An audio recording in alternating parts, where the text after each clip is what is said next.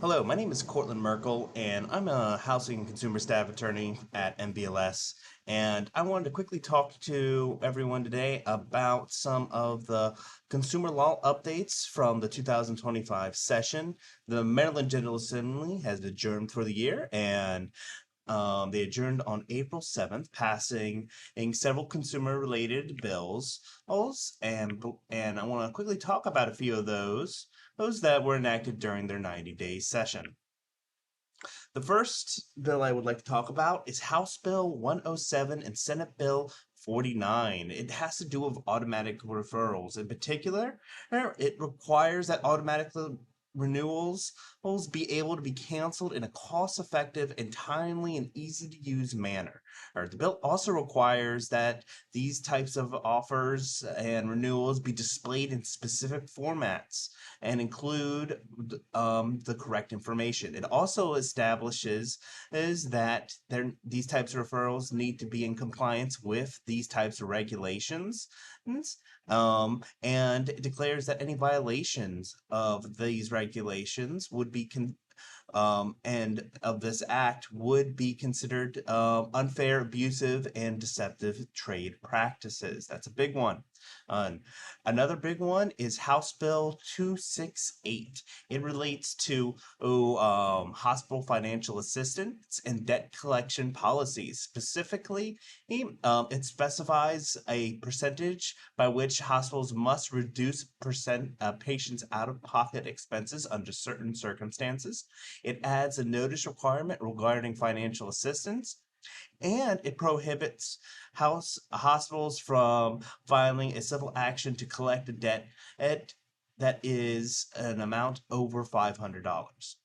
Next is House Bill 0431. It prohibits a consumer contract from imposing a shorter time limit for bringing an action than what is allowed under Maryland law. Next is House Bill 1020. It prohibits outpatient medical debt from being adversely reported to credit agencies. It also prevents the use of information in creditworthiness determinations and restricts certain entities from disclosing medical debt. Another bill that has to do with medical debt is House Bill 0347, the Fair Medical Debt Reporting Act. It alters provisions related to the filing and maintenance and transmittal of land records and defines a land record as any document by a clerk of the circuit court related to property.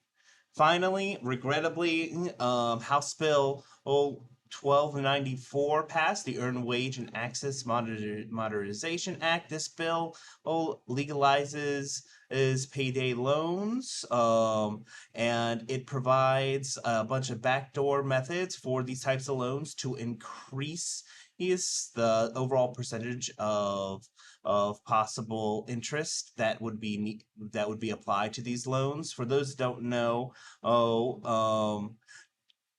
payday loans is used as a method for employees to get access to wages before payday, but in order to do so, consumers pay fees and tips.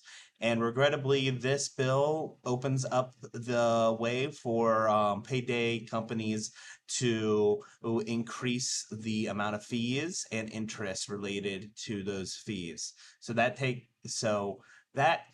That concludes our roundup for this session. A lot of great bills in regards to medical debt. However, there was some bad bills when it comes on the consumer side for consumers when it comes to house to earn wage access. If you need any more help when it comes to legal consumer housing consumer issues, please reach out to MVLS and have a great day.